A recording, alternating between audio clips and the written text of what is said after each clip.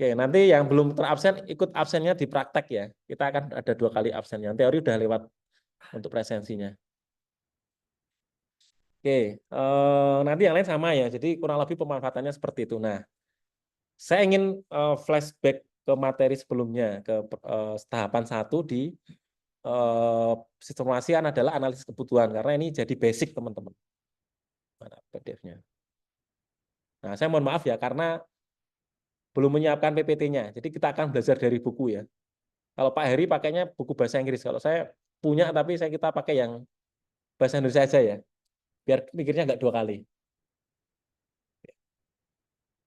Nanti kalau ini kita udah lancar baru kita pakai yang referensi bahasa Inggris ya. Oke. Nah, kita masuk kalau di buku yang kemarin saya share, yang mudah-mudahan udah dibaca ya, minggu lalu saya minta teman-teman untuk baca. Di analisis sistem informasi, kalau yang atas-atas kan pengantar ya, di bab 1-2 itu, apa namanya, ini kan lebih ke umumnya ya, teori-teorinya ya. Ada metodenya juga ini ya, sedikit ya.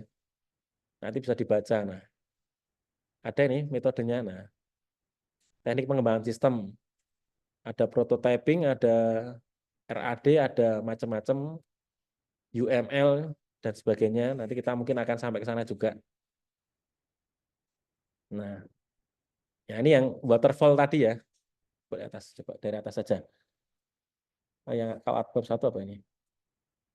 Sebentar. Ya, bab 1 nggak usah. Bab 2, ini kan perumusan masalah dan analisa dokumen ya, dokumen input output ya. Metodenya yang paling umum dikenal adalah SDLC atau waterfall tadi ya. SDLC itu apa? Panjangannya. Software Development Life Cycle. Cycle apa cycle? Cycle ya. SDLC. Nah, di SDLC waterfall itu yang terkenal itu ya. Tadi teman-teman mungkin sudah cari di jurnal ya. Umumnya nanti akan seperti ini ya. Apa namanya? Tahapannya ya, dari planning, analisis, desain, implementasi, dan use ya. Kemudian kalau dijabarkan lagi versinya kan yang punya banyak kan pakarnya yang punya penjabaran masing-masing ya. Kalau di buku ini nanti ada mulai dari analisis kebutuhan perangkat lunak. Ini nanti yang akan jadi tugas kedua, gitu ya. Nah, di analisis kebutuhan perangkat lunak ini adalah proses untuk pengumpulan kebutuhan gitu ya. Ya, spesifikasi kebutuhan ya. Kira-kira nanti perangkat lunak yang dibutuhkan oleh user itu seperti apa gitu ya. Kemudian nanti didokumentasikan. Ya. Jadi tidak cukup hanya mendengarkan saja, kemudian dalam bentuk rekaman itu nggak cukup, tapi harus nanti didokumentasikan dalam bentuk diagram. Nah, nanti diagramnya yang harus dirancang juga. Ya, contohnya ini untuk kebutuhan sistem requirement dari sistem penyewaan. Ini contoh ini dikasih case ya. Di analisis kebutuhan contoh untuk sistem informasi untuk penyewaan ya di sini ya. Ada halaman user, yaitu pengunjung dapat melihat informasi website, melakukan registrasi, kemudian melakukan pemesanan, kemudian melakukan konfirmasi pembayaran, mencetak budik pemesanan. Nah, ini kebutuhannya seperti itu untuk sistem penyewaan. Kemudian untuk adminnya dapat mengelola data member, dapat mengelola harga, mengelola data galeri, mengelola data berita, dan sebagainya. Ya. Kemudian setelah dianalisis, kemudian nanti didesain, ya, desain perangkat lunaknya. Nah, ini nanti juga akan jadi tugas rangkaian berikutnya, karena kita nanti tugas akan nyambung ya, sehingga nanti di akhirnya akan jadi satu sistem gitu. Di desain ini nanti kita akan fokus untuk pembuatan perangkat lunaknya ya, dari struktur datanya, kemudian arsitekturnya, antar mukanya gitu ya, sampai nanti tahap pengkodean. Tapi nanti kita akan lihat ya, apakah kita bisa sampai di pengkodean ya. Karena kita rencana untuk antar muka akan menggunakan Figma yang tinggal tarik drag and drop. Ya ada kodenya tapi tidak terlalu banyak. Ya, mungkin ada yang sudah pernah menggunakan Figma. Kemudian diimplementasikan dalam program. Desainnya ini dalam bentuk UML ya, Unified Modeling Language. Nah, ini materi keempat ya. Adalah pemodelan data. Nah, ini nanti yang kita bahas nyambung analisis kebutuhan dan pemodelan nanti di Unified ini. Kemudian setelah itu ada kuliah berikutnya terkait dengan ERD ya, Entity Relationship Diagram. Jadi nanti ada beberapa istilah baru ya teman-teman ya di simulasi itu ya. Ada mulai dari apa tadi yang pertama adalah waterfall tadi ya, yang kita dengar ya, SDLC, Software Development Life Cycle, waterfall ya, kemudian metodenya, metode urutannya, kemudian ada istilah UML, Unified Modeling Language. Ini kalau mungkin awal-awal masih agak roaming ya, karena belum tahu bentuknya kayak apa gitu ya. Tapi nanti kalau sudah jalan, insya Allah mudah-mudahan lebih paham. Saya sebenarnya sambil mengingat-ingat, karena sudah agak lama enggak. Ini saya dulu kan S1 apa namanya kuliah ini ya. Jadi sambil saya mengingat juga. Kemudian nanti akan ketemu juga dengan istilah ERD, Entity Relationship Diagram. Ada Activity Diagram, ya. Kemudian ada DFD ya, Data Flow Diagram. Di kelas satunya katanya sudah sampai DFD gitu. Tapi cepat banget itu ya. Kalau saya online itu kok cepet, takutnya kok agak roaming gitu ya. Jadi saya yang kelas ini agak nggak terlalu ngebut banget ya teman-teman ya. Tapi harapannya teman-teman bisa paham gitu ya konsepnya ya. Kemudian nanti ada DFD, Data Flow Diagram. Data Flow Diagram pun ada levelnya, ada 0, 1, 2, sampai sistemnya seberapa kompleks. Semakin kompleks sistemnya, nanti DFD-nya levelnya akan semakin tinggi. Kalau yang level 0 itu berarti yang basicnya ya, harus dibuat yang level 0. Dan seterusnya. Ya. Kemudian nanti ada istilah bahasa pemrograman PHP, ya. Bukan PHP biasanya ya teman-teman ya. Kalian tahunya PHP itu ya, sering PHP itu ya. Kalau ini PHP-nya, saya kepanjangannya juga lupa ya. Apa nih? Programming intinya P-nya itu programming. Gitu ya. Nah, PH depannya itu saya lupa, nanti bisa dicek. Kemudian database-nya, ada istilah database. Ya. Database-nya menggunakan, nah si Rahmat nih harusnya paling jago ini SMK-nya komputer teman. Nanti ngajari, nah bukan SMK Boh. Tapi bisa kok bisa bikin web kan? Nah, nanti ngajari teman-temannya. Ngajari saya juga nanti saya juga misal lupa ya. Nah, ini ya kita sambil ya merumuskan format pembelajaran yang maksimal yang terbaik itu ya. Ini kalian beruntungnya itu jadi percobaan ya. Terus akan ketemu dengan database setelah database MySQL. Ya. Kemudian saya kemarin ngasih di grup itu mau diwaca apa enggak kalian ya. Ada apa namanya Figma ya. Ada banyak software-software ya. Tools sekarang yang membantu untuk perancangan apa namanya user interface gitu ya. Ada istilah user interface, ada istilah database, ada istilah untuk menggambar visualisasi dokumentasi program dengan diagram ya.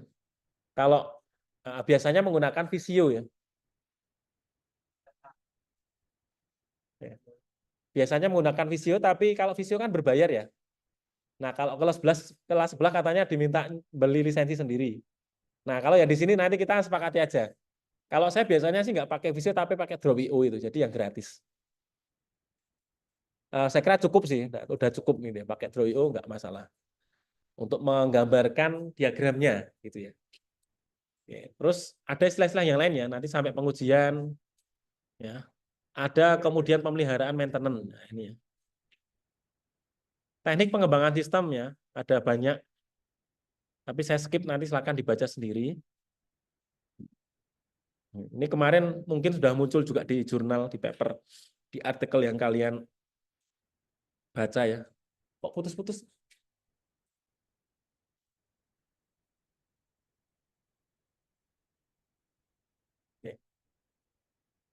Kemudian, nah ini yang minggu lalu ya sebetulnya ya teman-teman ya. Saya ingin menyampaikan terkait dengan analisis informasi di kebutuhan ya. Ini materi ketiga minggu lalu, tapi saya padatkan mudah-mudahan nanti jam 11 sudah selesai sama yang materi hari ini. Oke. Tahapan awal ya di hampir semua metode pengembangan sistem itu yang dilakukan adalah analisa kebutuhan sistem namanya. Ya. Jadi di kuliah ini nanti ada beberapa yang teman-teman harus paham ya di pembelajaran ini, yang mulai dari analisisnya, kemudian proses pengumpulan datanya, merumuskan proses bisnisnya, sampai nanti menggambar activity diagram. Ini nanti tugasnya. Ya enggak ini, Ding. Tugasnya nanti dari 1 sampai 4 ya. Tugas keduanya.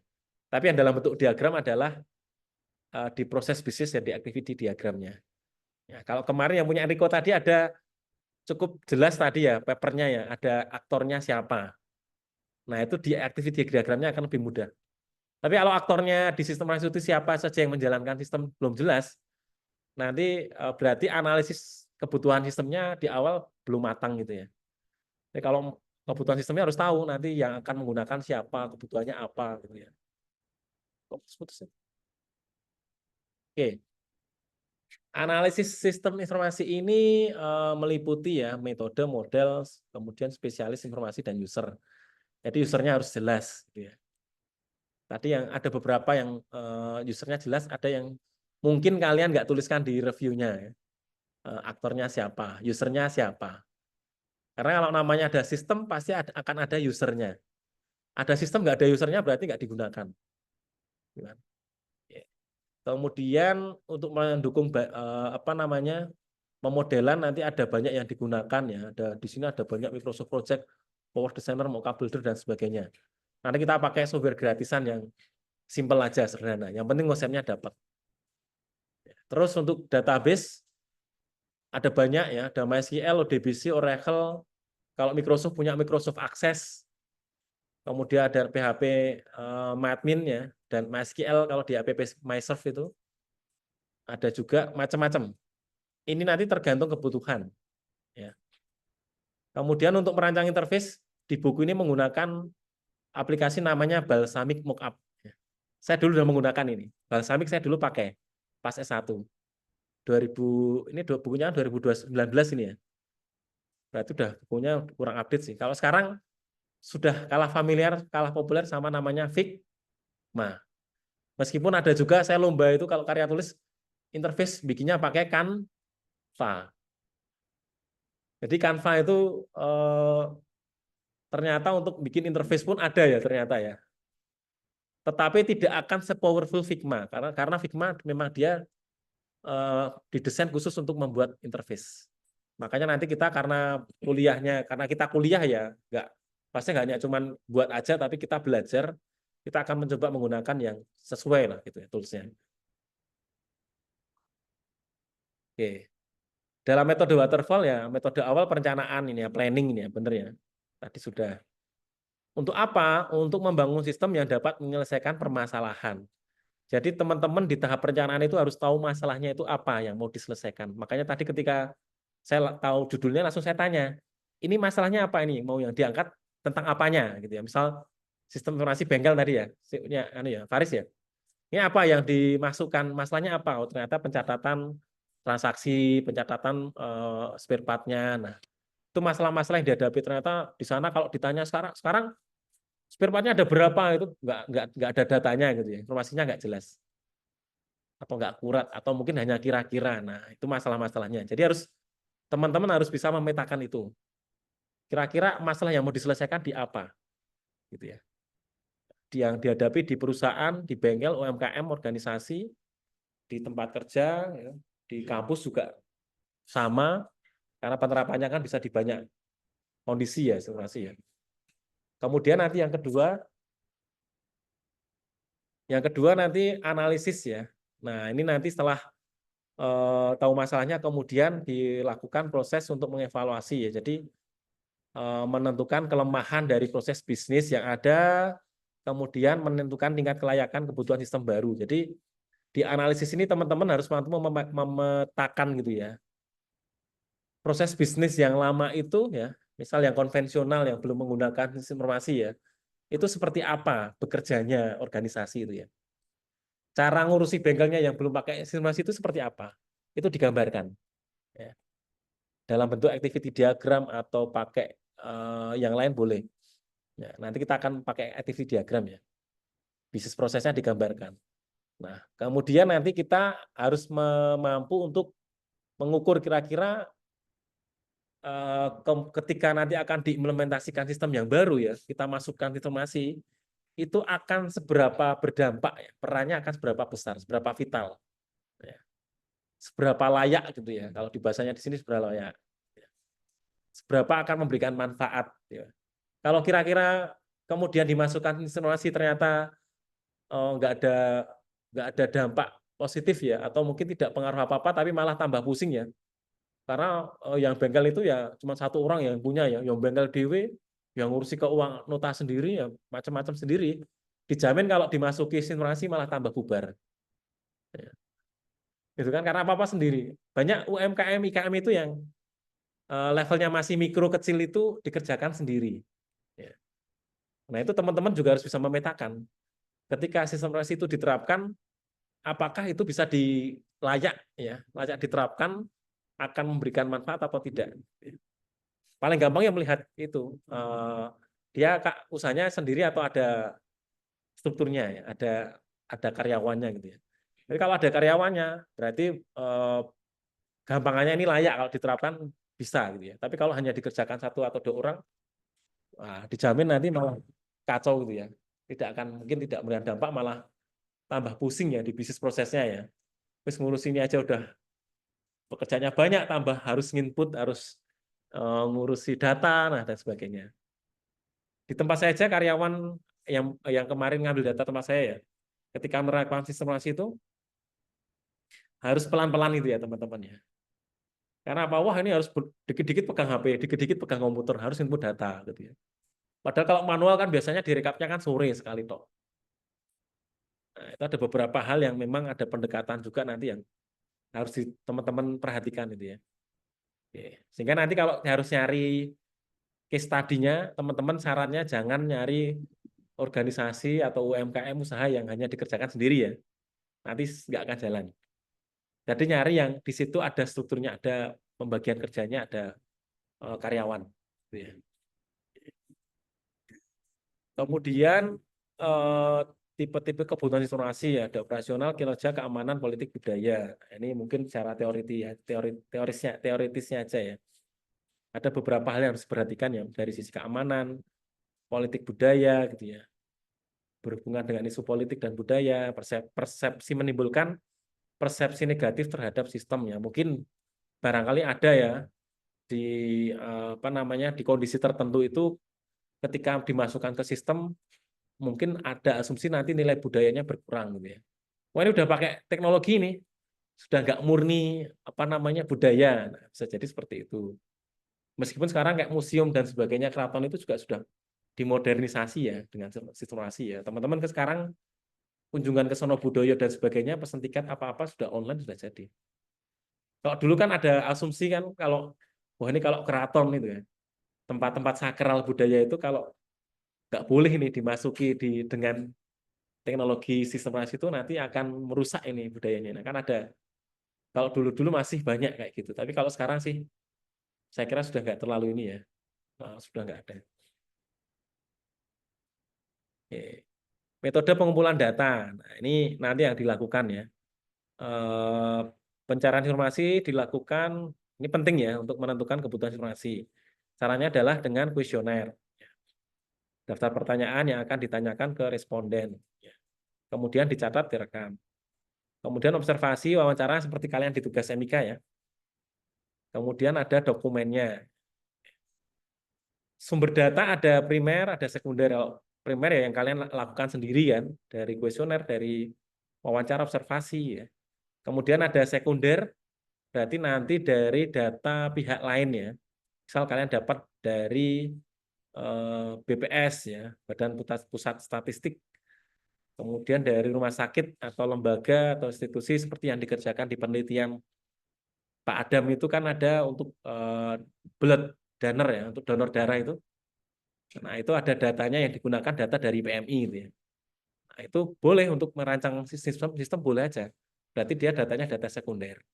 Ya, tapi harus jelas ya rujukannya kemana ya. Data itu gitu ya. Ya, atau rumah sakit atau lembaga atau puskesmas mengeluarkan data gitu juga boleh. Dari data itu nanti bisa dirancang, informasi juga bisa. Nggak tahu nih, kok putus-putus ini. Oke, yang ketiga, perumusan proses bisnis. Oke. Kita itu jadwalnya di ruang teori ya, bukan di ruang, nggak ada ruang praktik di lab ya, kuliah ini ya. Berarti nanti kuliah yang besok bawa laptop ya, udah mulai bawa laptop ya. Mungkin yang hari ini belum, tapi yang berikutnya udah harus bawa laptop ya, karena kita nggak di lab. Di ruang dapatnya kelasnya kayaknya ruang teori terus, sampai benar-benar kita bisa menempati lab sebelah. Nah, kapannya kita belum tahu. Oke. Beberapa karakteristik yang dimiliki suatu proses bisnis ya. Ada definitif ya, harus memiliki batasan masukan keluaran yang jelas. Oke. Namanya bisnis proses itu atau proses bisnis itu harus jelas ya batasannya, masukannya, keluarannya gitu ya. Karena kalau nggak dibatasi, ya nanti akan seberapa besar ini sirkulasinya itu kan. Jadi harus ada batasan. Threshold-nya harus jelas. Kemudian urutan harus memiliki sequence ya, memiliki alur gitu ya, alur yang sesuai. Kemudian ada pelanggannya. Jadi kalau bisnis proses itu pasti ada yang menerima hasil, menerima manfaat gitu ya. Ya, kalau itu sebuah perusahaan ya berarti ada pelanggan. Bengkel UMKM pasti ada pelanggan. Perusahaan pasti juga ada pelanggan. Kalau di kampus ya pelanggannya bisa jadi mahasiswa, dosen gitu ya. Ada penerima hasilnya siapa, penerima manfaatnya siapa. Ada nilai tambahnya, memberikan nilai tambah bagi penerima. Ada keterkaitan dan fungsi silang ya. Kemudian penggambaran activity diagram sistem berjalan. Nah, ini yang nanti yang harus dikerjakan ya, satu setnya ya. Ini contoh pembangunan sistem informasi perpustakaan. Berikut adalah alur proses bisnis sistem berjalan pada yang didapatkan ya, yang dapat didefinisikan ya. Pertama ada kegiatan namanya pendaftaran anggota. Ya. Jadi setiap orang yang mau masuk ke perpustakaan, dia wajib berarti menjadi anggota. Kalau nggak jadi anggota, nggak bisa masuk ke perpustakaan. Ya. Kalau lihat bisnis prosesnya kayak gitu. Jadi semua yang mau menggunakan fasilitas perpustakaan harus menjadi anggota. Yang belum berarti harus mendaftarkan diri, mengisi formulir. Setelah mengisi formulir, kemudian data anggota itu diinput ke dalam sistem oleh pustakawan ya. Nah, yang kalau kalau ini kan yang bisnis berjalan, berarti mungkin harus mengisi formulir blanko gitu ya. Kemudian nanti diinput ke sistem, berarti pustakawannya nginput lagi, ya, diketik lagi, diketik ulang.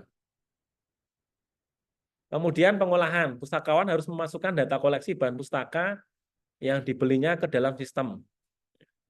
Jadi kalau misalnya ada penambahan buku, penambahan koleksi, ya, harus nginput ke sistem untuk koleksi ya, atau inventorinya perpustakaan nambah data, tambah buku baru ke dalam masing-masing koleksi bahan pustaka. Kemudian untuk peminjaman, setiap proses pengolahan peminjaman kepada anggota harus dimasukkan nomor anggota, kemudian sistemnya akan menyimpan peminjaman secara menampilkan form. Ini nanti akan menampilkan form untuk peminjaman, ya.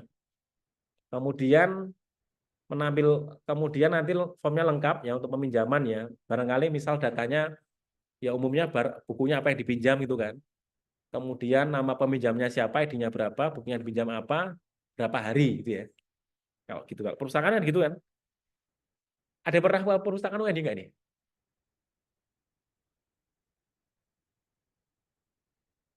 Belum pernah.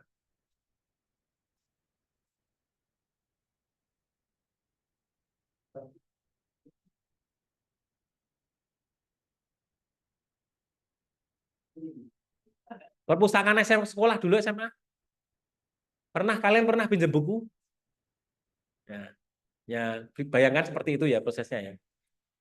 Ini makanya contohnya kan contoh yang umum. Nanti kalau contohnya yang lain barangkali kita belum pernah merasakan jadi bisnis prosesnya kita masih agak bingung gitu ya. Kalau perpustakaan itu bisnis prosesnya seperti apa gitu kan. Saya ngecek takutnya ruangannya dipakai gitu.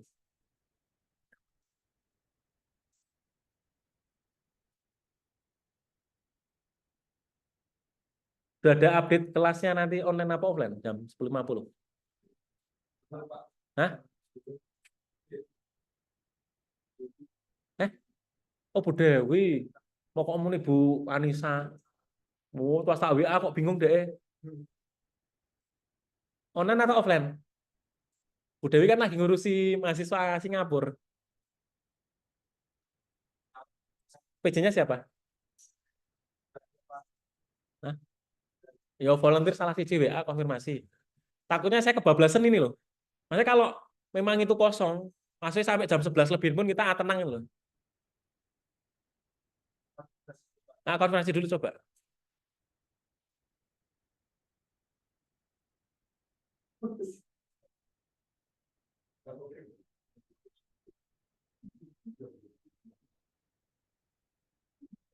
Indonesia mainnya kapan sih? Nanti.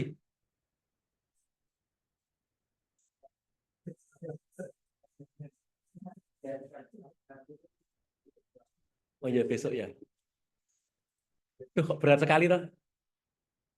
Besok jam setengah 8 aku masuk mana?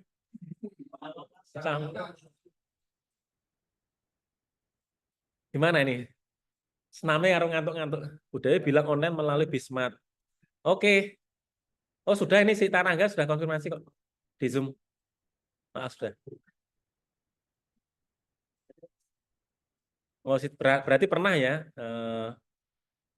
Kelasnya online sudah dikonfirmasi. Budaya bilang online melalui Bismart. Berarti nanti kita misal setengah 12 itu masih oke ya? Hah? Bismartnya nggak ada.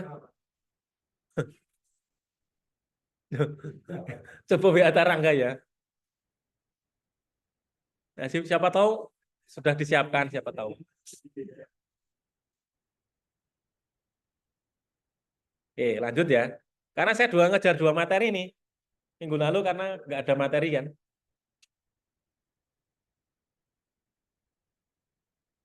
Oh, nah Bismart akan di-share hari ini ya. Akan disampaikan sekaligus tugasnya. Oke, berarti nanti nunggu Tarangga nanti mungkin akan yang sudah komunikasi biar nggak double-double. Oke, ada peminjaman ya. Jadi harus diidentifikasi teman-teman ketika menganalisis bisnis proses suatu organisasi itu harus di tadi caranya ya dengan observasi, wawancara dan sebagainya. Oke. Kemudian ada pengembalian ya. Pengembalian ini kalau ada yang anggota mengembalikan buku, maka nanti pustakawan wajib memasukkan nomor koleksi bahan pustaka yang dikembalikan. Otomatis nanti kan stoknya ketersediaan buku kan nambah, gitu kan. Kemudian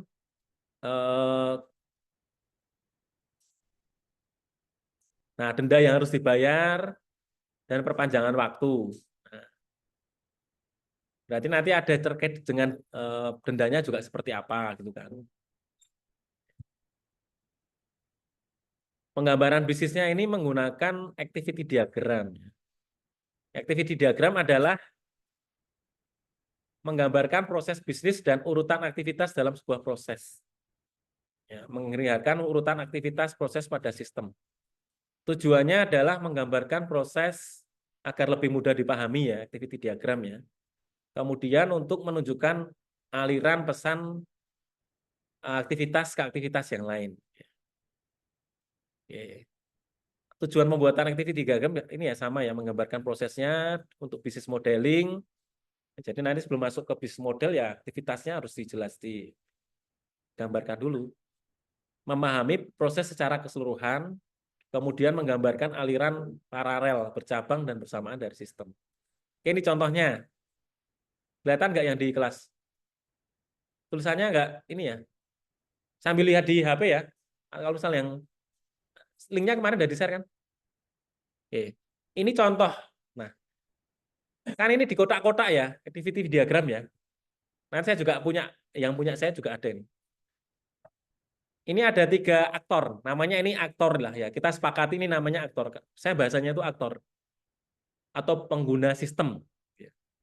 Ya kalau enaknya sih nyebutnya aktor gitu ya. Atau roles-nya, user roles-nya tadi siapa saja. Ya, ada role siapa saja di situ gitu ya. Bebas nanti. Tapi kalau saya biasanya punya aktor, aktornya itu siapa saja di sistem itu. Nah di sini ada dibaginya 3 ya kotaknya ya. Pertama adalah calon anggota dan anggota. Kalau calon anggota itu berarti yang belum punya nomor ID mungkin ya, belum punya user passwordnya gitu ya, atau belum punya kartu gitu kan.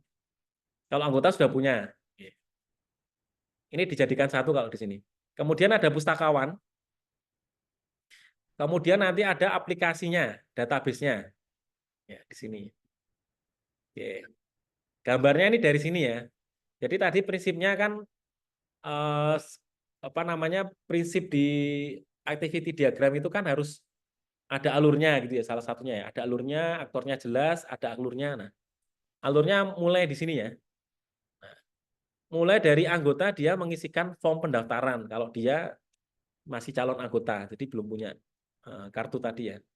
Kemudian nanti akan diserahkan, diperiksa oleh kelengkapannya oleh pustakawan. Ya, berarti apa nanya ke sini. Ini ya. Isiannya di sini, aktivitasnya dimasukkan di pustakawan. Kemudian setelah misal pemeriksaan pelengkapan ya bisa jadi nanti ada yang belum lengkap kan, ya harus dilengkapi. Dicek ya di sini ya, ada decision ya. Sudah lengkap belum gitu ya? Isiannya sudah lengkap belum? Syaratnya sudah lengkap belum? Misal harus serahkan apa biasanya? Kartu pelajar ya. Misal syaratnya ya harus serahkan fotokopi kartu pelajar atau yang lain. Nah, nanti kan harus tahu kondisinya di lapangan kan disesuaikan. Oh, syaratnya sudah lengkap, ada checklistnya, sudah lengkap. Kalau sudah lengkap, kalau iya dia lanjut ya. Kalau belum, dia harus melengkapi, dikembalikan lagi ke calon anggota. Dia harus melengkapi, kembali lagi ke pustakawan, dicek lagi. Ya. Ya, kita kayak bikin di kuliah logika pemrograman dulu kayak bikin flowchart gitu ya. Cuman sekarang flowchartnya akan di parsial, akan dipecah-pecah sesuai dengan aktornya, sesuai dengan rules-nya. Kalau dulu kan jadi satu ya, dia anggapannya dulu kan belum ada pembagian tugas, jadi dulu berbicaranya masih hanya alurnya saja. Kita belum ngomong ini nanti yang mengerjakan pekerjaan ini siapa, yang mengerjakan ini siapa. Kalau dulu kan seperti itu. Nah, kalau di sistemasi ini harus jelas. Pekerjaan ini yang mengerjakan siapa, pekerjaan ini yang mengerjakan siapa. Bedanya itu. Kalau dulu kan hanya alur. Oh, udah lengkap. Kemudian diinputkan ke form pendaftaran gitu ya. Nah, form pendaftarannya dia lari ke database ya. Ya. Di database-nya ada form ya, ada tabel. Ya, kalau di sini tampilannya ada formnya, kalau di sini nanti ada database-nya berbentuk tabel ya misalnya ya. Tabel untuk menyimpan informasi data anggota gitu ya. Nah, disimpan di sini. Ya, sudah lengkap oke disimpan. Ya, setelah disimpan kemudian ternyata di bisnis prosesnya di sini ada cetak kartu anggota ya dalam bentuk sovel atau kartu beneran gitu ya misalnya. Nah, kemudian masukkan ke sistem untuk proses ya. Berarti ada keterangan di database kalau kartunya sudah dicetak gitu ya. Kemudian stempel setelah selesai pustakawan, kemudian kartunya diserahkan ke anggota ya, menerima kartu anggota. Nah, nanti ketika sudah punya kartu ya, di kepustakaan lagi tidak perlu lagi melakukan tahap ini ya. Tapi dia langsung ke tahapan yang kedua. Di proses ini dikasih titik-titik kelihatan nggak ini? Garis putus ya. Nah, ini proses kedua. Yang proses pertama ini kan pendaftaran anggota. Bagi yang belum jadi anggota. Mulai ngantuk ya? Nek teori ra prakteknya yang ini lah. Tenang, nanti akan ada prakteknya. Oke. Nah, kalau sudah jadi anggota, ya nggak perlu lagi daftar kan. Berarti dia sudah punya kartu kan. Kalau di sini kan ciri-cirinya kartu. Atau nanti kalian dalam bentuk e-card juga boleh. Atau dalam bentuk apa ya juga boleh. Atau ID kan juga nggak masalah. Kalau bentuk kartu nanti berarti harus ada perpanjangan gitu kan. Kalau kartu masih diperpanjang. Karena makin lama kan makin jelek. Atau bisnis prosesnya dia memang kartunya hanya bertahan setahun. Kayak misal kita jadi member, misal saya langganan Lariso ya teman-teman ya. Nyebut merek nggak apa-apa ya. Ya, di Lariso itu kan ada member card ya. Member card-nya berlaku berapa? Ada yang pernah beli di Lariso nggak ini? Apa ya? Nek beli Pampers neng anu ya nggak pernah, belum pernah. Apa namanya yang pink itu apa? Toko apa? Ah, Kelendis sama sing lain. Kok ngerti ya? Kok tahu? Kok Mat Rahmat ya? Kok ngerti Kelendis ya? Oh iya wes. Kan udah sering berikan Pampers kan di situ, nek belikan Pampers anak kan di situ. Ya, itu kan ada member card.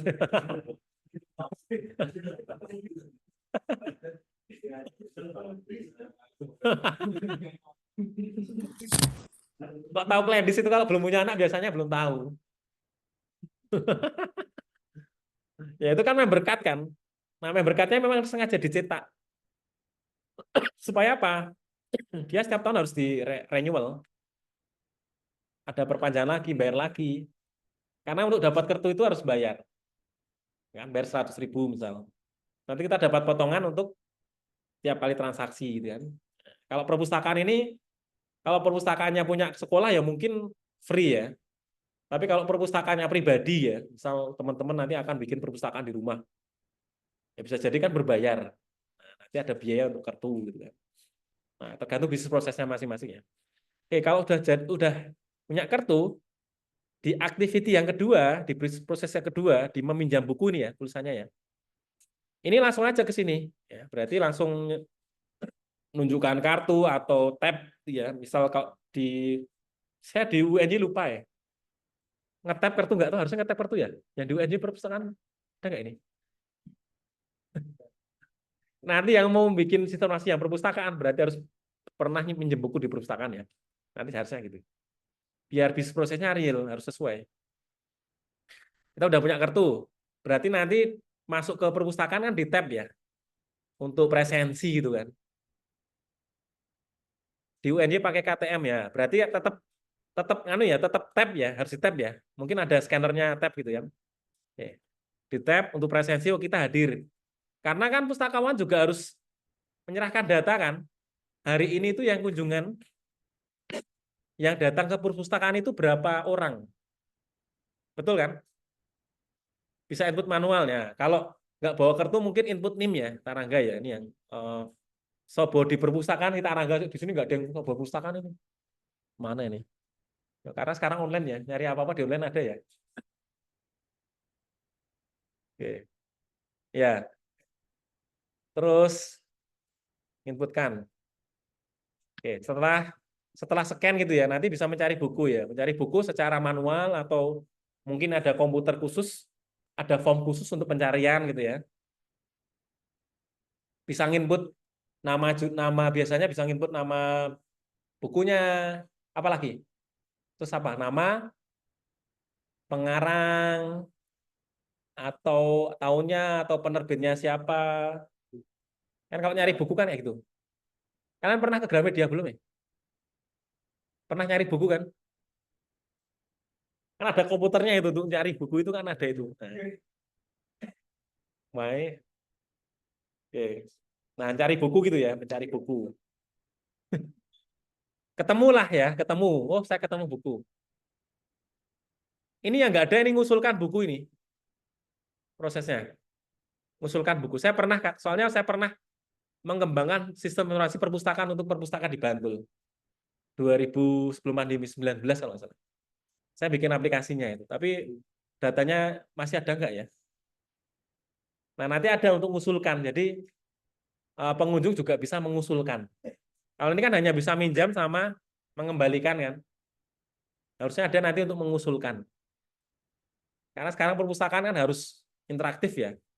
Tidak hanya sepaneng, nggak pasif gitu ya. Hanya udah kita beli sesuai kayaknya kebutuhannya ini kan nggak tahu usulannya kebutuhannya pengunjung itu apa sih gitu ya. Pengennya yang dibaca itu apa kan nggak kalau nggak ada fasilitas itu fitur itu kan kita nggak pustakawan nggak akan pernah tahu kan. Hmm? Hah? Ngadem nyari internet ya. Nah, nyari internet tetap harus presensi, boleh sih aktivitasnya. Nanti paling enggak yo presensi itu terus keluar lagi presensi, jadi tahu dia berapa lama. Kan yang dijilip kan cuma dong adem kan, yang dijilip itu kan tempatnya kan cozy itu ya. Bahasanya apa? Cozy ya. Ya di yang gedung baru itu desainnya kan seperti itu kalau kalau pernah masuk, saya kemarin udah masuk. Didesain kaca, interiornya nanti kayak gitu tapi bertahap. Nah, itu. Nah, sambil lihat ini.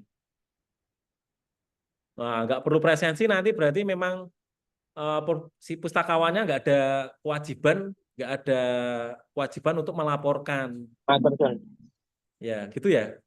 Kalau ada kewajiban melaporkan kunjungan dan ada penilaian kinerja pustakawan itu ya. Kalau ya harusnya perpustakaan yang bagus kan kunjungannya kan banyak ya. Oh, enggak sih? Kita ngomong yang bisnis ideal ya. Kan harusnya kunjungannya banyak. Kalau perpustakaannya nggak ada kunjungan berarti kan masalah gitu kan. Ya, masalah. Bisa jadi koleksinya nggak banyak, tempatnya nggak nyaman, dendanya besar, jaminannya harus pakai apa. Ada dua dua. Oke, Wih, apa itu? ada satu nih. Satu dua. Dua dua dua. Oh, lagi di lokasi ini Saya ya. saya saya. Tak mood ya. Si Isan ini.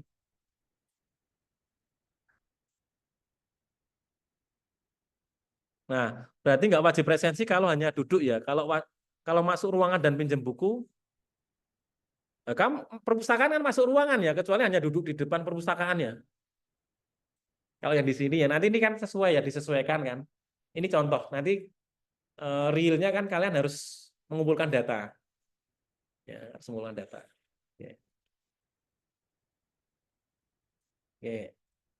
Kemudian kalau mencari tadi ya, mencari buku udah ketemu, kemudian menyerahkan buku dan kartu anggota. Ya, contohnya ya. Kemudian nanti si pustakawan menginputkan ya, peminjaman buku disimpan di database, ada tabel untuk namanya tabel di database itu untuk peminjaman. Tabelnya isinya nanti data-data peminjaman gitu ya.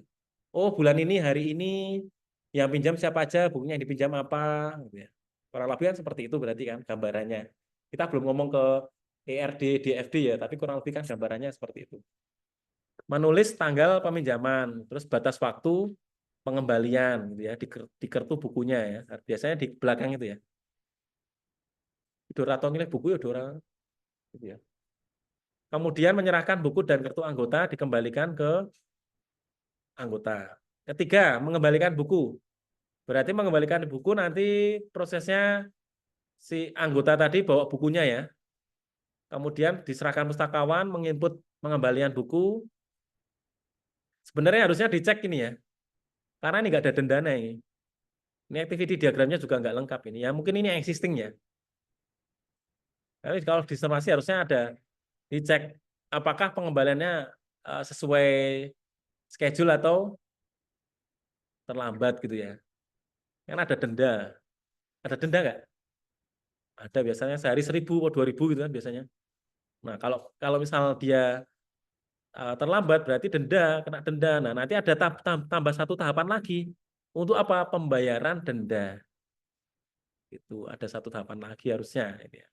Nah, ini untuk contoh ya, contoh yang ya tidak selalu benar ya contohnya ya. Karena saya belum menyiapkan modul khusus teman-teman yang ideal. Ya, ini nanti untuk eksperimen kita ya, kelas ini ya. Untuk kita nyusun materi yang bagus. Kemudian disimpan di database sudah ada pengembalian, artinya bukunya sudah kembali, stoknya berarti sudah kembali lagi nambah. Kemudian mungkin juga di data anggotanya dia ada riwayat historinya juga ada ya, peminjamannya apa saja. Yang belum pernah pinjam juga mungkin ada kelihatan kan. Kan di perpustakaan ada data mahasiswa kan. Sing ora pernah nyimpen tingkat tingkat peminjaman berapa persen itu ada semua. Selesai. Ada activity lagi sebetulnya. Ya, ada banyak sebenarnya yang lain. Apa? Untuk melihat laporan ya. Melihat laporan. Nanti yang melihat siapa? Di sini ada satu aktor lagi. Namanya siapa?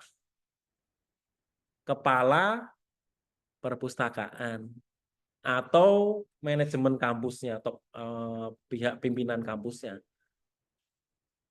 pengen tahu ini yang datang tadi, yang datang siapa saja, berapa orang, buku yang dipinjam apa saja yang laku dan sebagainya. Ya. Mahasiswa yang sering pinjam siapa? Nah, kan kepala perpustakaan kan harusnya ada perform indikatornya kan harusnya kan ke sana, idealnya gitu ya. Ada satu aktor lagi. Oke, ini sampai di analisis kebutuhan kurang lebih materi kemarin ya minggu lalu ya. Sampai di sini. Nah, ada yang mau ditanyakan dulu? Silakan yang online juga boleh ya di chat nanti di chat atau on mic ya, silakan ya, on cam boleh.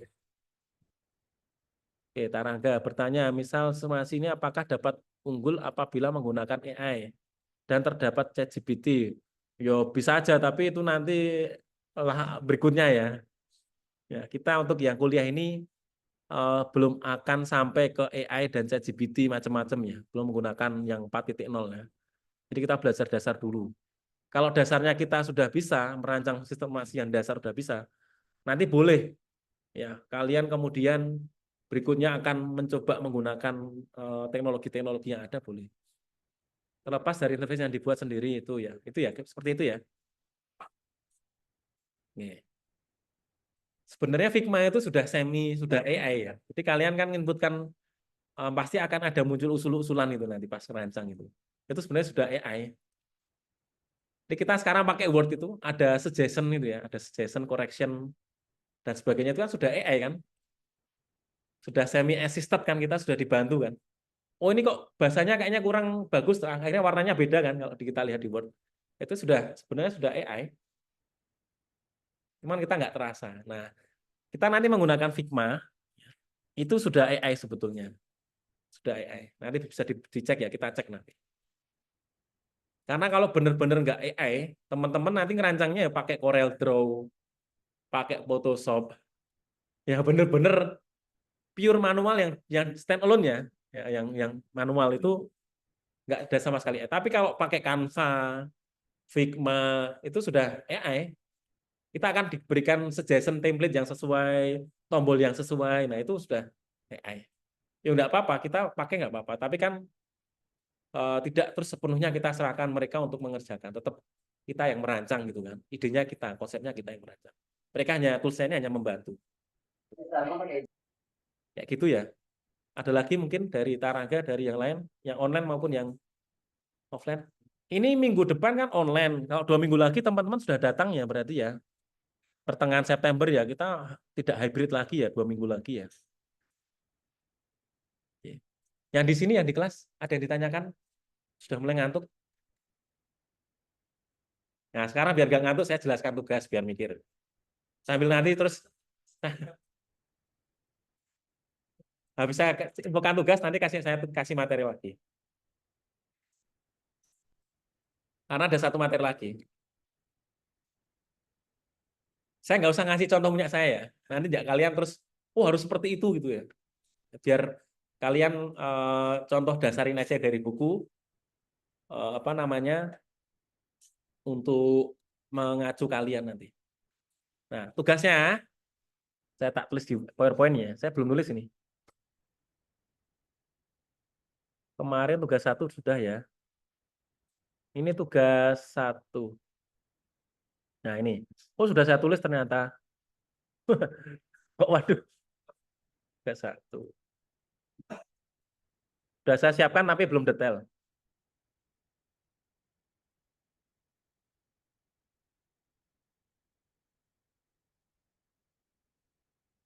Nah ini ya kemarin ya. Yang ini udah selesai kan. Kecuali yang belum mengumpulkan ya. Ya tolong ya dibuat ya.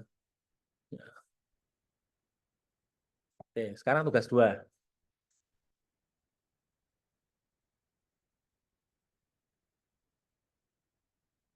Nanti sama kok, kelas ini sama 11 juga sama-sama. Akan case study semua. Karena kalau kita nggak case study, kita praktiknya nanti bingung nanti bahannya apa yang mau dibuat itu kan. Harus case study. Oke, ini metodenya belum ya. Jadi ini nanti aja. Nah, ini sekarang adalah analisa kebutuhannya dulu aja.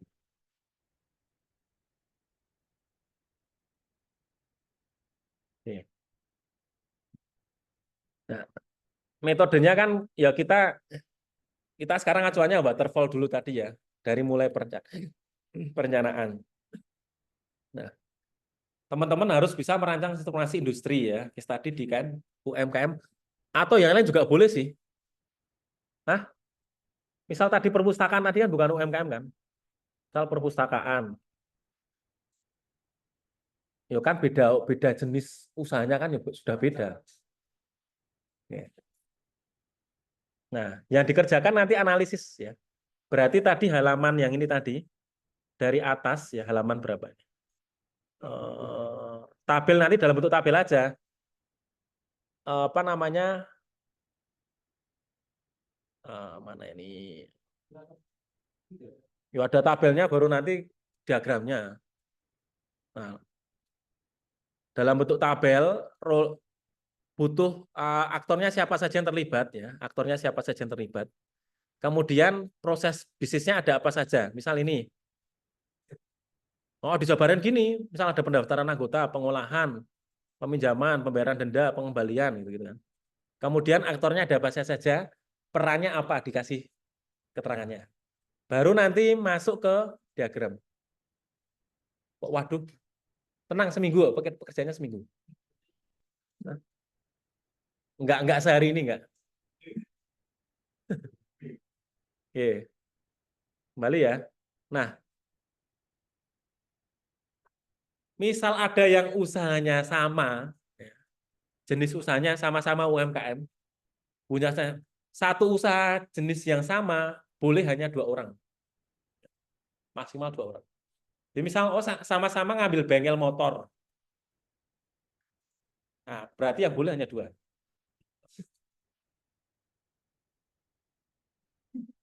Syukur-syukur bisa beda semua lebih bagus.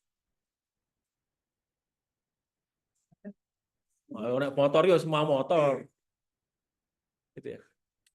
Kalau misal satu bengkel motor, satu bengkel mobil mungkin agak beda nanti.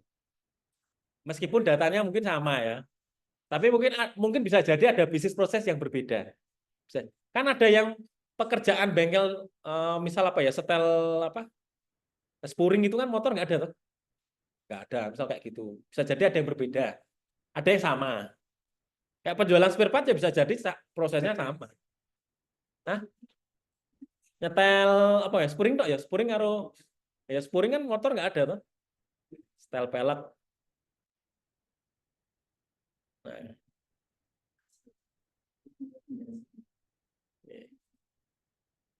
oke, sekarang sambil mikir nih, sudah ada bayangan belum? Boleh. Kita misal mau merencanakan itu Pak, saya misal mau merencanakan Gramedia, kan case-nya Gramedia Pak, itu nanti kita mencari informasinya itu boleh lewat web apa memang harus bertanya langsung, apa kita harus mengamati bagaimana Pak? Sebaiknya tetap ada primernya. Sebaiknya. Kalau nggak ada primernya, nanti kita jatuhnya kayak review kayak tadi tuh, kayak yang teman-teman kerjakan tugas 1. Jadi biar kita perancangannya ini komplit gitu ya paketnya ya. Jadi ada data primer dan ada sekunder. Boleh pakai data sekunder, tapi primernya juga tetap harus ada. Harus ada. Ini kan selesai magang tuh. Nah, yang magang nanti tantangannya lebih berat ya, nggak apa-apa ya. Yang online, yang masih magang gimana? Kira-kira ada kendala nggak nanti? Yo nanti nggak apa-apa. Kalau minggu depan coba saya akan lihat hasilnya seperti apa. Kok wis pesimis? Kok wis pesimis nggak selesai dulu ya? Ya minimal ya. Minimal itu sudah tahu apa yang mau dikerjakan. Minimal itu. Kalau sudah selesai sampai activity diagram lebih bagus. Kalian sekarang memetakan yang activity diagramnya dari ini ya, perancangan ya, sampai activity diagram yang existing ya, proses bisnis yang existing. Artinya sekarang yang berjalan itu seperti apa? Kalian mappingkan itu. Yang berjalan sekarang. Nah, nanti yang PR-nya berikutnya adalah inovasi rancangan usulannya, gitu kan. Itu nanti yang akan jadi final project-nya, usulan kalian. Tapi sekarang kita apa namanya yang sekarang berjalan aja.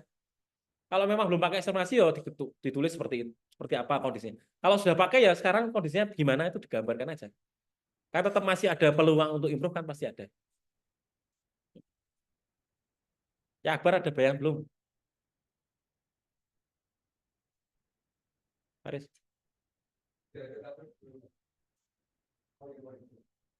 Kalau misalkan Kayak Gramedia itu nanti ya boleh-boleh aja sih. memang lagi Pak, kalau misalkan membuat perpustakaan tapi misal saya perpustakaannya dia terus kan di perpustakaannya kayak dia boleh Pak? Boleh. Berarti perusahaan 2 orang tuh Sen, yang lain nggak boleh.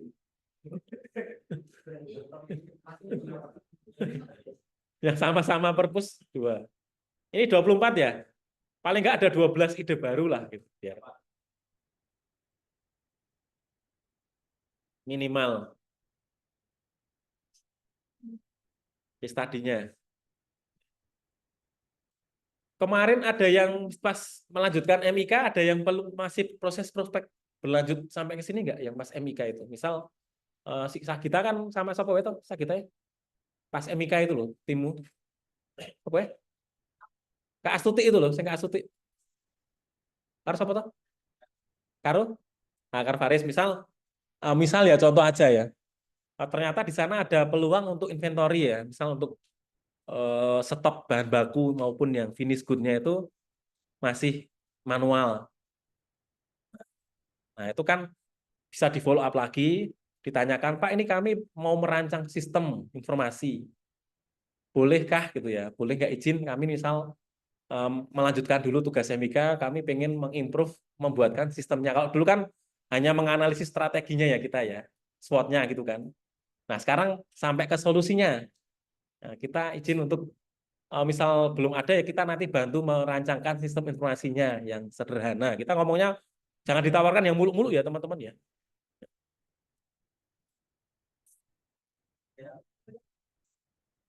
Ya nggak kelompok, nah itu berarti 2 orang. Nah, 2 orang harus nyari yang lain.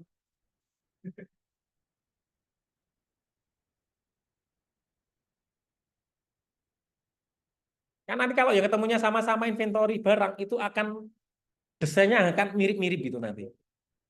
Desain ERD, DFD dan sebagainya akan mirip-mirip. Nah, mirip-mirip. Ya ada mungkin bisa jadi beda karena beda organisasi kan bisa jadi beda kan. Nah, Stutik terus apalagi tuh? Nah. Atau dari lomba ya. Kalau kemarin yang saya dampingi itu si Azam sama kelas ini si anu ya. Julian ya. Anak Faisal perbebean ya. Perbebean nanti ke simulasi jadi apa ya nggak tahu ini. Anak yang siapa? Azam sama Julian terus kemarin saya juga dampingi yang dari elektro itu kan sistem informasi antrian. Antrian untuk klinik. Nah, itu udah jadi itu. Mereka tapi nggak belajar ilmu perancangannya. Jadi langsung tiba-tiba jadi aplikasinya.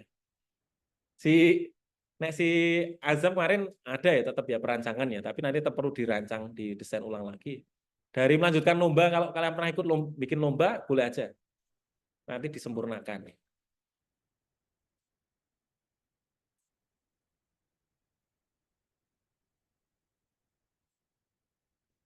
Boleh?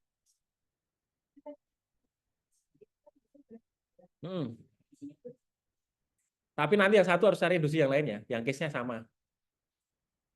Case-nya Kak sama Astuti itu banyak kan, misalnya inventory ya, contoh ya, ini contoh aja. Misal mau ngambil bagian persediaan, itu kan yang sistem persediaan kan tidak hanya bisa diterapkan di Astuti kan. Misal dia kerajinan apa di industri kerajinan ya, semua industri kerajinan pasti akan sama.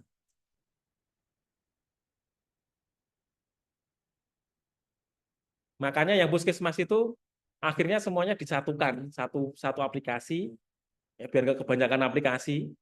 Ya, satu aplikasi semua puskesmas sama, karena sama-sama puskesmas Nanti yang rancang di puskesmas A, ada yang rancang di puskesmas B, mikir semuanya kan. Ternyata isiannya sama desainnya. Akhirnya disamakan aplikasinya sekarang.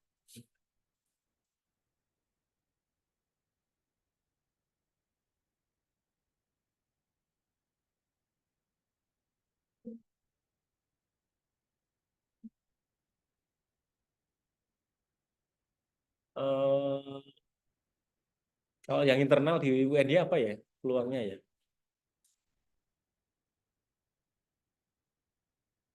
Enrico ada gambaran belum?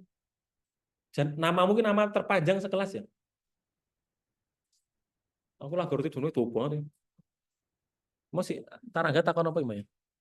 Sistemnya servis boleh, boleh. Nah blueprint nggak apa-apa, boleh blueprint. Nah kalau sudah diterapkan ke mitra akan lebih bagus karena nanti kan kita harapannya kan output kuliah ini kan tidak hanya jadi aplikasi tapi bisa diajukan ke lomba ya. Saya harapannya seperti itu biar nggak sia-sia gitu loh. Bisa diikutkan PKM kemarin itu loh yang kita sampaikan.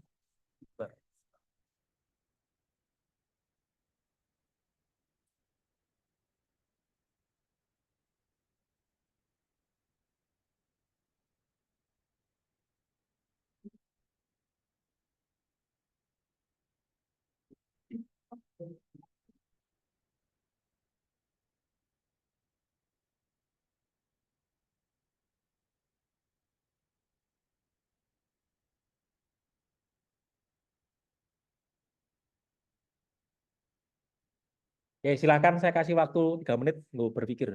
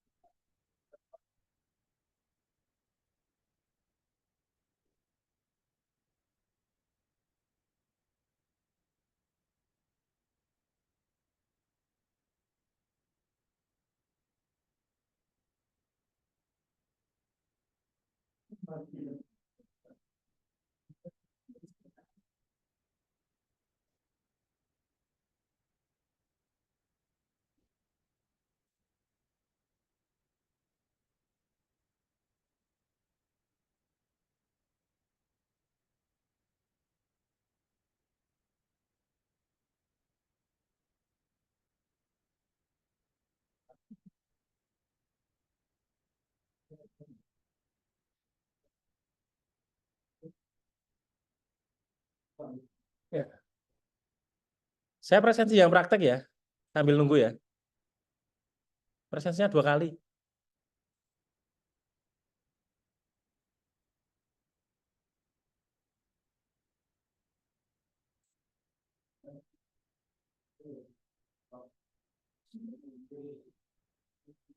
Berarti naik 10, naik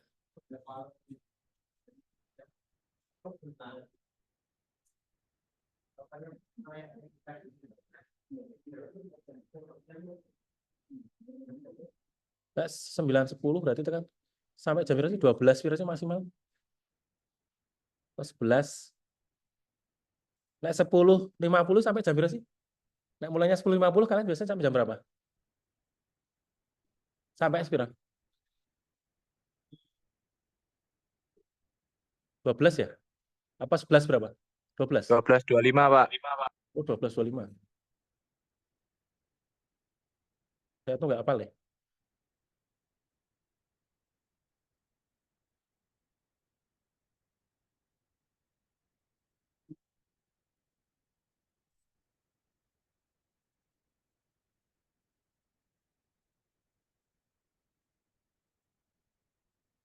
Yang nggak hadir yang di kelas tadi. Bentar. Atau token ya silakan ya di mute ya. Bisa nggak coba? Presensi token bisa nggak? Ya nggak hadir tadi kan di kelas ini kan si Sopo ya. Nanti tak lihat lagi datanya tak samakan nanti.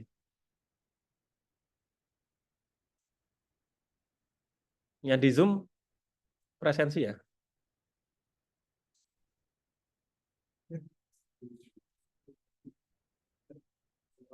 Bisa. Oke. 1 TL8.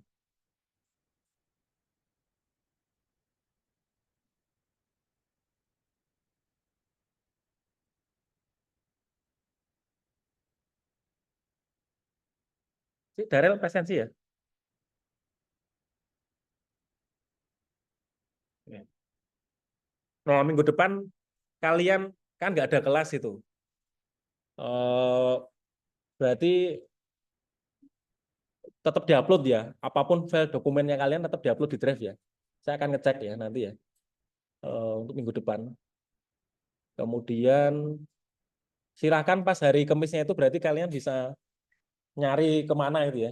Nyari inspirasi ya. Mudah-mudahan sebelum Kamis sih. Ya, minimal Kamisnya bisa ngerjakan dokumen atau sebelum Kamis datang.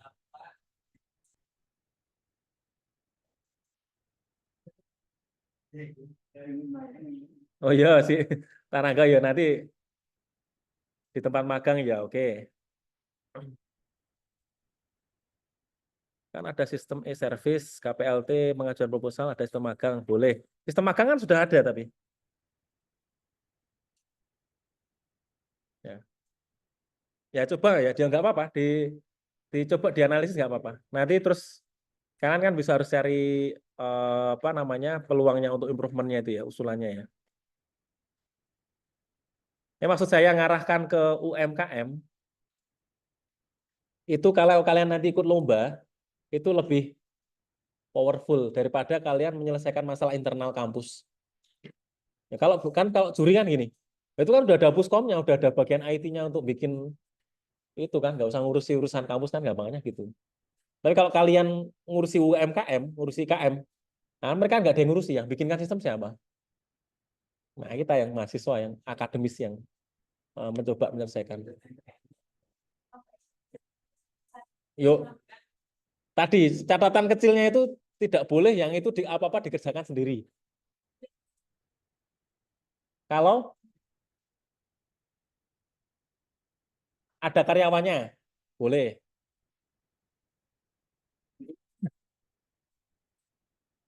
Karyawannya satu yang pemilik bukan itu.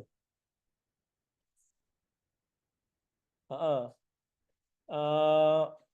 Kira-kira menurutmu itu mungkin nggak diterapkan sistem masih di situ dengan satu karyawan itu dia pekerjaannya loadnya sudah banyak sudah over belum?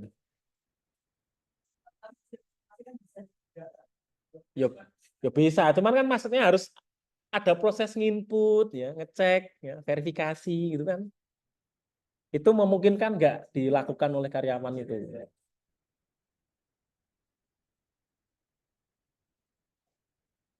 5 lah, menurut saya deal itu 5 lah paling enggak. 5 itu udah ada, kalau 5 itu biasanya gini, produksi sudah ada yang handle sendiri, pemasaran ada yang handle sendiri. Ini owner sudah tinggal ngecek laporan lah gitu ya. Ya masih backup nggak apa-apa, tapi dia nggak bener-bener yang kepokokan gitu loh. Dia owner yang ngurusi produksi sendiri, gitu, yang produksi sendiri, nah, itu udah agak agak sulit nanti, kelayakannya agak sulit. Kemudian yang ngurusi IT, sistem ada sendiri, wah, keuangan sendiri nih, admin sama keuangan sendiri. Nah, minimal 5 saya yakin udah bisa. Pak, kalau foto prewed bisa nggak ya? Kalau apa? Foto prewed, Prewed ya. boleh. Oh Berarti ya, berarti mau menyediakan jasa anu ya, jasa untuk IO WO ya? ya. Boleh. Boleh. Oh, Nah, itu tinggal makasih Pak. cari jasa-jasa WO dibuatkan websitenya banyak yang mau itu, jasa-jasa WO. Enrico Ya, ada Enrico? Enrico ada tuh. Telat ya presensi ya? Si Miftah tadi di online masih ada nggak? Nggak ada. Azam masih online? Wildan? Oh, ya nggak apa-apa. Oke, sudah ya. Si Miftah masih online?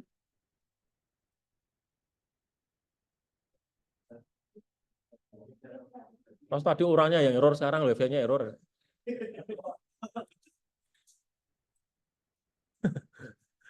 Jadi nanti biar WA aja. Ya nggak ada suaranya ya. Oke. Mau tekan itu mau ngomong apa sih tadi lupa. Terakhir bahas apa sih? Saya minum saya.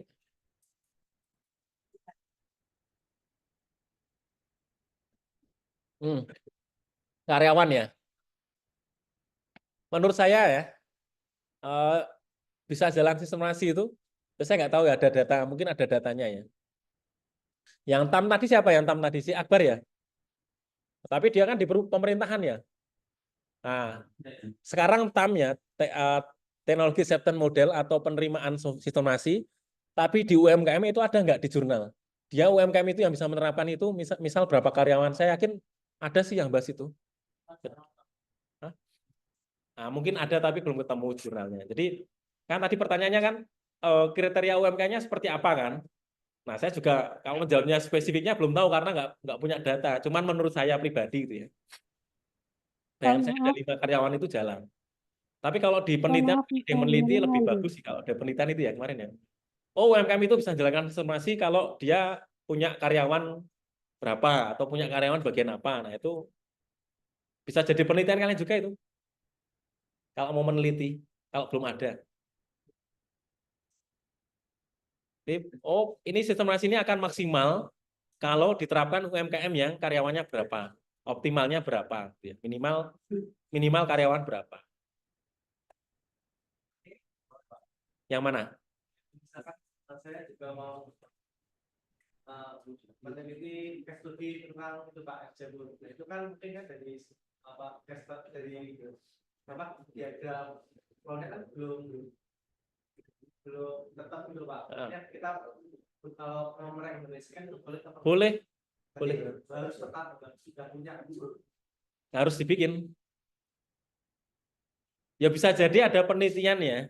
Bisa jadi ada nanti saya akan tetap ngecek ya. Misal kalian mengusulkan apa, saya cari di internet ini. Di perusahaan apa gitu ya. Mungkin sudah ada yang mengusulkan kerangka seperti ini. Misal kalian mau melanjutkan dari yang ada di internet pun boleh.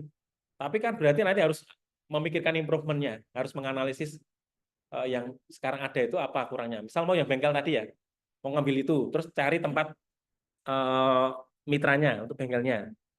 Kemudian digambar diagram apa namanya activity diagramnya, diimprove lebih bagus daripada yang di jurnal yang direview, boleh. Boleh. Jelas harus lebih bagus daripada yang direview. Harus ada usulan. Hah?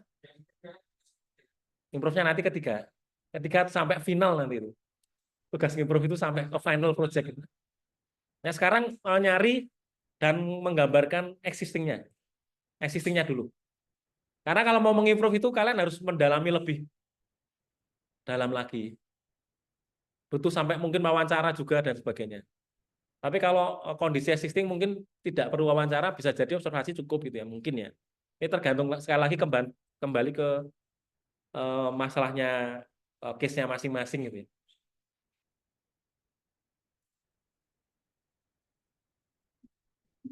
Yang sudah punya bayangan ada?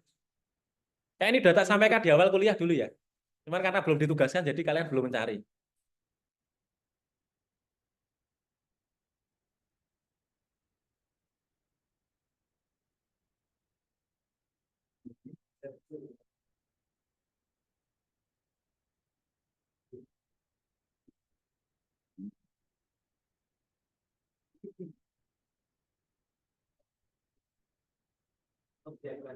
kalau semakin dalam apakah semakin bagus apa gimana Pak? Semakin kompleks, semakin bagus. Aktor 3 ya, 3 termasuk sistem 1 kan sistemnya ya. Aktor 3 itu minimalis itu 3 itu tadi contohin. Ini minimal. Kalau aktornya cuma 2, nggak mungkin. 3 sistem informasi itu minimal 3. 1 sistemnya, 2 1 pengguna, 1 yang input mengelola data, yang 1 yang pengguna data. Itu minimal. Nanti kalau yang projectnya harusnya lebih dari 3. Karena tadi sebenarnya bisa nambah 1 lagi kepala perpustakaannya kan, belum masuk kan. Padahal di organisasi perpustakaan pasti ada topnya. Untuk kan fungsi sistem informasi apa tadi? Hasil kita belajar peran informasi untuk apa? Untuk pelaporan. Fungsi pelaporannya itu di activity diagramnya tadi nggak ada. Ya ada datanya, ada informasinya, tapi nggak dilaporkan, gue ngopo. Bukan? Berarti harusnya ada satu lagi. Siapa? Kepala Perpus KKA. Dia apa? Melihat laporan, melihat statistik. Untuk apa? Untuk decide, untuk decision gitu kan, untuk decision making kan. Jadi di kuliah ini sebetulnya nanti kan nyambungnya ke akhirnya ke decision making ya, analisis pengambilan keputusan. Karena apa? Pengambilan keputusan itu berdasarkan dari data dan informasi yang ada di sistem. Kalau nggak ada data dan informasinya, ya asal mengambil keputusan kan ya bisa jadi keputusannya tidak tepat gitu kan. Ya, arahnya nanti ke decision making kan. Nah, ini aktornya belum ada. Harusnya 4 ini di contoh tadi harusnya 4. Belum nanti bagian mungkin ada yang untuk pembayaran tambah lagi. Misal melibatkan pihak bank atau keuangan atau perbankan dia misal otomatis misal pakai payment gateway gitu ya. Berarti ada satu aktor lagi.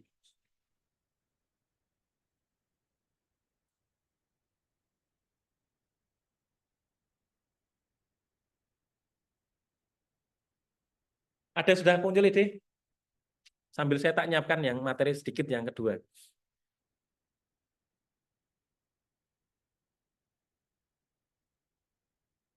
Yang di sini sama ya buku satunya ya. Perencanaan, analisa, perancangan, implementasi, dan pengujian. Waterfall ya, pemeliharaan.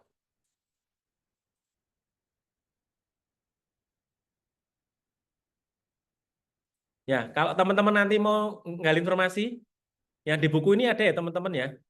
Di buku satunya, perancangan simulasi, pertanyaannya apa saja ini ada tuh di listnya ini.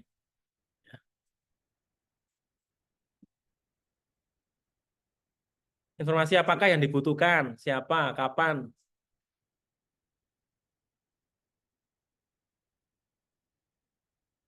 Ada ini lebih detail ini ya. Terus sumber-sumber datanya nanti dari mana? Sistem existing, kemudian sumber lainnya dari karyawan, tanya ke karyawan, bisa, tanya ke dokumen perusahaannya boleh, mengamati dari eksternal, kemudian ini juga boleh nih, misal benchmark atau melihat sistem informasi yang ada di tempat lain gitu ya. Oh di tempat lain seperti ini. Itu nanti akan jadi untuk usulan nanti ya.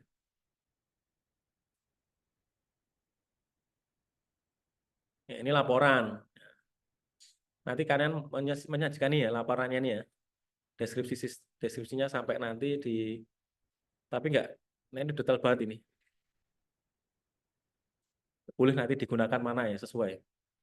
Tadi kalau kelayakan itu kelayakan ini ya, apa namanya kira-kira sistem informasi layak apa enggak itu melihat dari kelayakan teknis, ekonomi, operasi, jadwal. Kalau saya paling gampang ya di operasi itu kira-kira ada orangnya enggak yang menjalankan.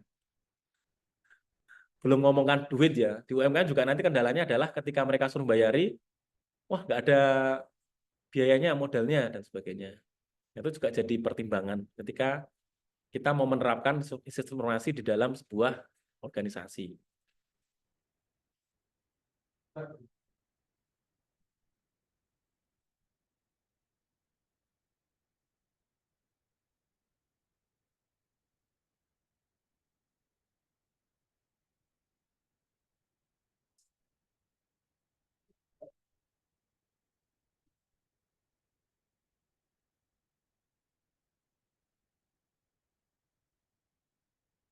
Cepatkan aja.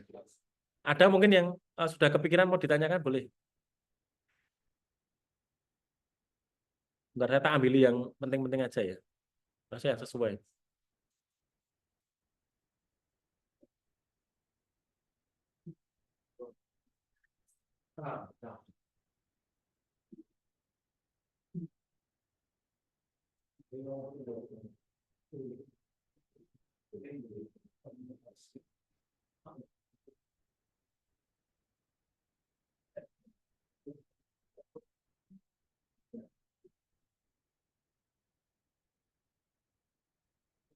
Oke.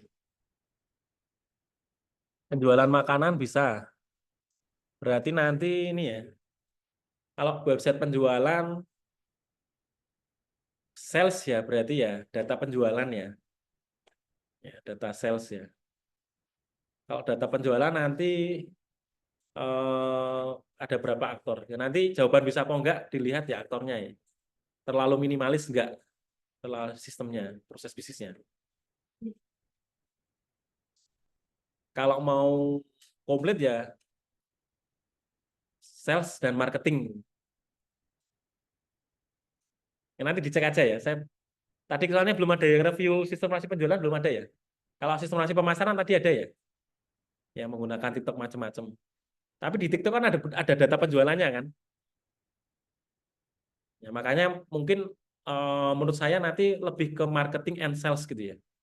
Jadi tidak hanya untuk penjualannya saja, tapi termasuk untuk pemasarannya. Nanti mungkin lebih lebih complicated nanti. Karena kalau penjualan kan berarti datanya cuma data penjualan.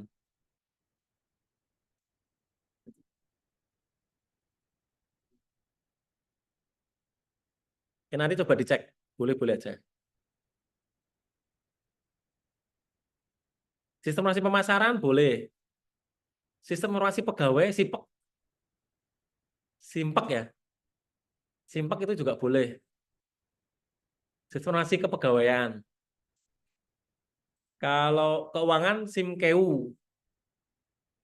Yang macam-macam informasi kan ada banyak ya. Kalau dicari ya.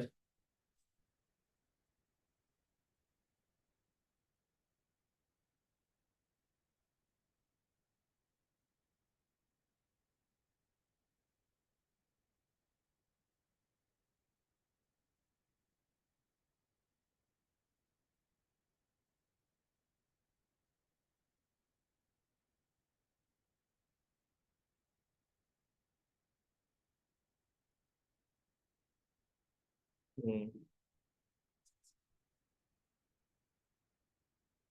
Iya.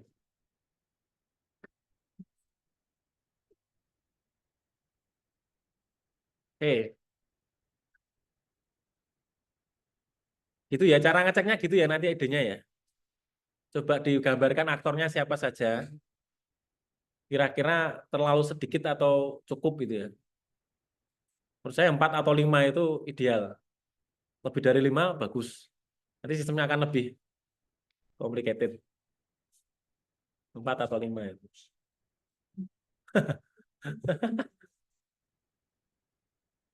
Yuk, jenenge kuliah ki pusing, rano kuliah nggak pusing itu, kecuali tidur.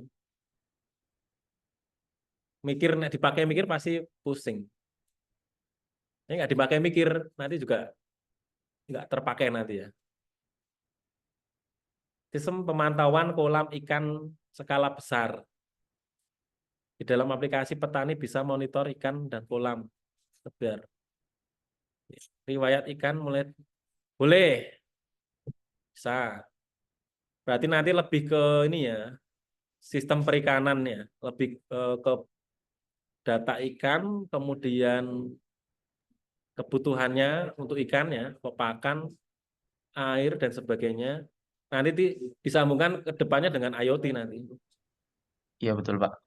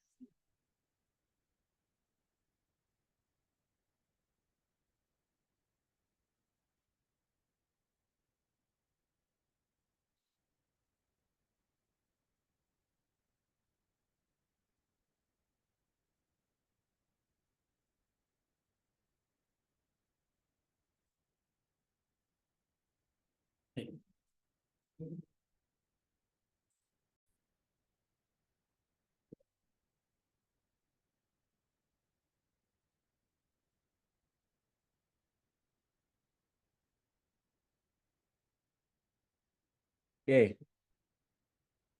Pertanyaan Tori apa ini? Praktek menggunakan firma itu ya tadi ya. Rekamannya nanti saya share ya nanti ya. Oke. Terus ya sebetulnya mau menyampaikan pemodelan. Cuman sepertinya teman-teman bisa overload ini. Sudah mulai, saya juga sudah mulai apa? Sininya apa kering ya? Ngomong terus teori itu ya beginilah. Ya, jadi nanti coba saya siapkan dulu ya, saya ringkas dulu. Tapi intinya kita nanti pemodelan akan sudah mulai mengarah ke ERD dan DFD teman-teman. Jadi ERD itu Entity Relationship Diagram, kalau DFD itu nanti Data Flow Diagram. Ya, tetapi itu kita akan lakukan setelah teman-teman bisa membuat activity diagram. Ya. Nah, makanya sekarang saya sampaikan sekilas ya teori ya. Jadi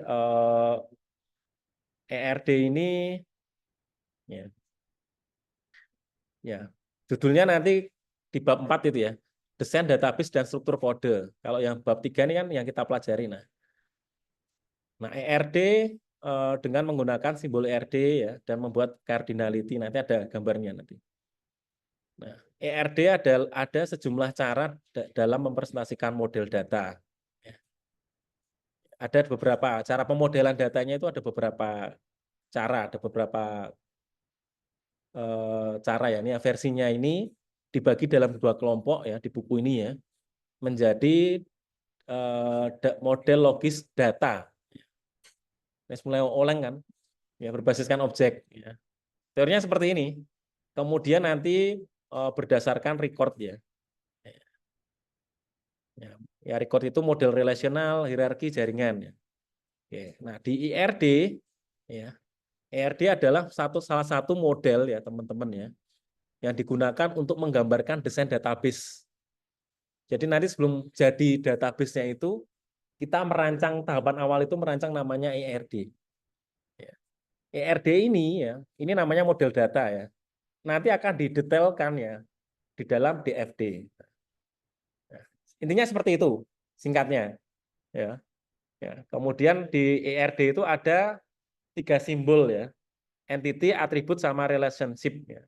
Entity itu siapa, kemudian atribut itu seperti apa. Ya, ini tolong nanti bisa dibaca ya. Jadi kalau saya menyampaikan nyambung ya. Kalau teman-teman belum baca nanti dijamin nanti bingung. Ya. Misal ini contoh atributnya ya. Atribut yang melekat pada pegawai itu apa saja. Ya. Misal ini ada salah satu aktornya itu ada pegawai. Ya, dia pasti ada yang dibutuhkan nanti atribut yang melekat, ada tanggal lahir, gelar, namanya, nama depan, belakang, kalau bisa biasanya karena dipisah gitu kadang kan, NIP dan sebagainya. Nah, ini yang namanya atribut. Kemudian ada relationship, hubungannya apa gitu ya, dan seterusnya. One to one to many, many to many. Kan, ya itu nanti kita sampaikan lagi ya minggu depan atau sekalian. Minggu depan aja ya. Ya sudah mulai ngasap ya. Oke. Ya ini tolong bab apa namanya bab ini ya, bab keempat ya. Teman-teman dibaca ya. Minggu depan kita diskusikan. Ya mungkin online. Kalau nggak online berarti kita ketemu 2 minggu lagi. Saya jadikan satu nanti. Yang di 2 minggu lagi. Begitu ya. Kalau tidak ada yang disampaikan lagi, yang di online mungkin ada yang mau disampaikan. Sudah cukup. Bab 4 nanti ya. Tolong bisa di ini ya. Dibaca apa namanya materi ya. Bab 3 ya. Bab 3 ini untuk tugas ya. Untuk tugas 2. Dan bab 4 ya. Ya, untuk ya pengayaan ya. Bahasanya apa ya? Untuk pemahaman awal ya. Ini nanti juga akan jadi tugas berikutnya. Ya. Untuk tugas berikutnya. Gitu ya. Tapi yang bab 3 kita clearkan nanti teman-teman buat tugas ya. minggu depan hari Kamis tolong saya buatkan folder, jangan sampai ada yang terlambat ya. Tetap semuanya dikumpulkan apapun kondisinya. Ya. Saya berharapnya sih sudah selesai, tapi misal worst case-nya nanti teman-teman belum selesai, ya minimal sudah tahu apa yang mau dikerjakan gitu ya. Begitu. Oke, saya kira itu ya teman-teman ya. Untuk kuliah hari ini ya. Sudah banyak yang kita pelajari, mudah-mudahan menambah semangat ya, teman-teman ya. Yang menambah bingung pasti ya. Tapi kalau bingungnya nggak segera dicarikan solusinya, nanti akan bingung terus. Jadi teman-teman silahkan segera bisa menentukan ya, diselesaikan ya. Karena Kamis yang tugas kedua ya, deadline Kamis minggu depan ya. Tanggal berapa ini berarti? Tanggal 12 ya. 12 September. Malam ya, nggak apa-apa.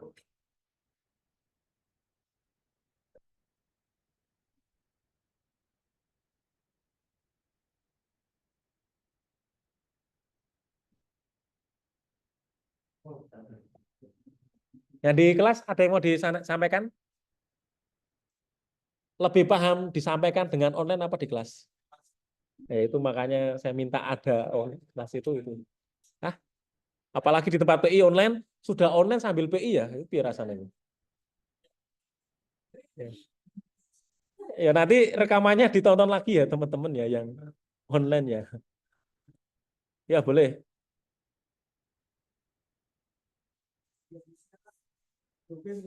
Boleh. Wah nanti selama tugas nanti antara tugas 2, 3, 4 ganti-ganti terus nggak masalah. Yang penting ya nanti kuncinya kan saya akan menilaikan prosesnya kan. Resikonya kalau kalian berubah ya harus ulang terus dari awal semuanya, diulang terus. Itu ya. Oke.